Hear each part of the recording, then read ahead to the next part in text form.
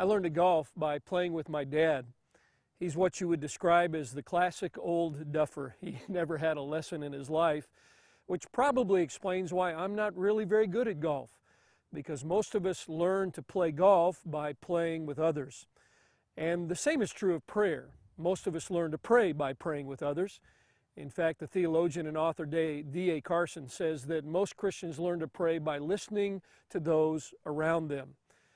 Most of us learn methods that may not work for us. For me, it was attending the good old-fashioned Wednesday night prayer meeting, where we'd gather at 7 o'clock, we'd sing a few old songs, someone would bring a devotion that I think he threw together in his pickup truck on the way there, and then came the dreaded question, does anybody have any prayer requests?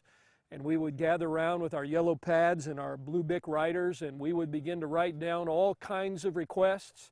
At the end of that time, I thought everybody in the country had a ingrown toenail, a slipped disc, a cousin with cancer, a friend in financial crisis, and frankly, I was so depressed I didn't feel like praying.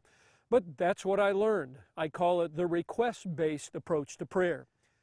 This chapter is about a new way of praying that we describe as worship-based prayer. It's not worship-only prayer, but it is very different from the request-based models that many of us learned growing up.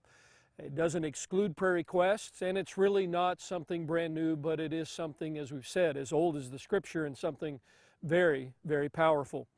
And so as we grow in this together, I hope it will be a transforming experience, because sometimes we need to unlearn what we have done so that we can relearn a new way of praying and come into the reality of transforming experiences of prayer.